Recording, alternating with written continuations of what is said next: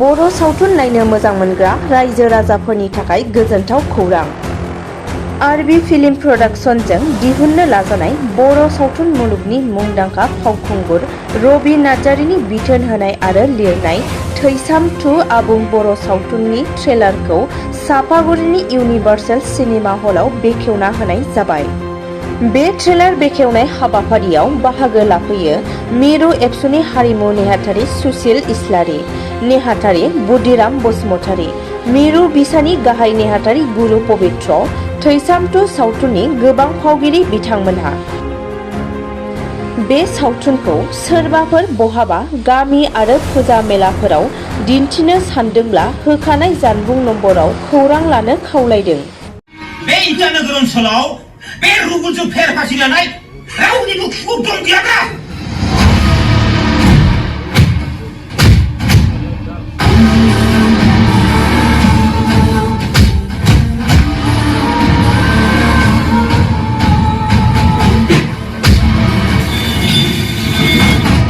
जाय आखाइजों नों दिनै आंखौ सोबाबाय बे आखाइजोंनो नोंनि गासै प्रपार्टिखौ आंनो लिरनानै होनांगोन सना।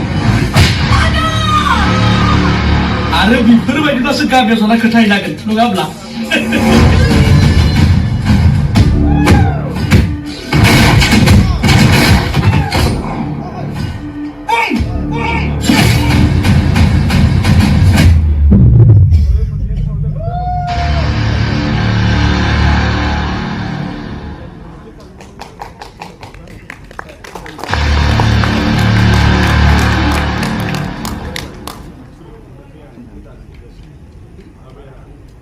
क्वालिटी जाय बिथांमोना क्वालिटी मुभि दिहुननो हादों बिथांमोना लाभ खालामनो हादों आरो जाय बिथांमोना बिग बाजेटआव फिल्म खालामनो हादों बिथांमोना कालेक्शन खालामनो हादों।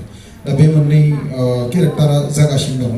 नाथाय लास्ट इयारनिफ्राय थांनाय बोसोराव मात्र 12टा फिल्म ओंखारदों आरो बे 12टा फिल्मा माखासेयाथ' जेनेबा फ्लप जाबाय, माखासेया हिटबो जाबाय। जों गासैबो मिथिगौ मायै मायै हिट जादों, मायै मायै मोजां फैसा कालेक्शन खालामनो हादों।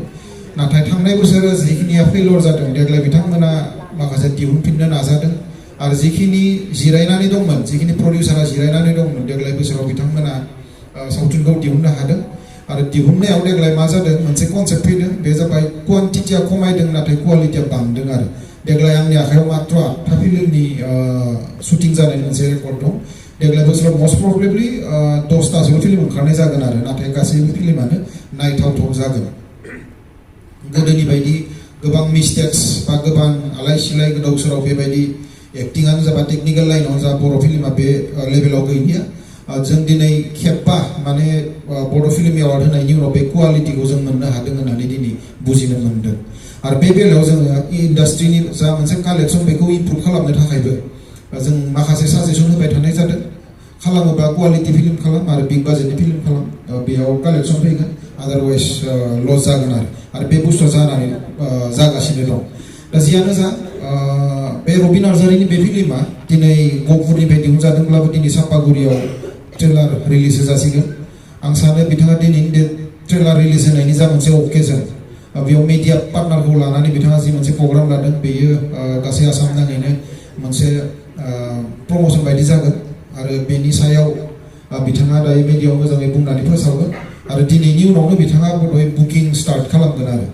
स' बिथांनि बे मोनसे फिल्मनि जा मोनसे प्रडाक्शननि टेकनिक बेयो ससियेल मिडियायावबो खोब मोजां प्रमोसन जागासिनो दं। आं सानो मोजां मार्केट मोनगोन आरो बेखौनो आं आसा थिबाय रबि नार्जारिया बे फिल्माव जाहाथे साक्सेस जायो।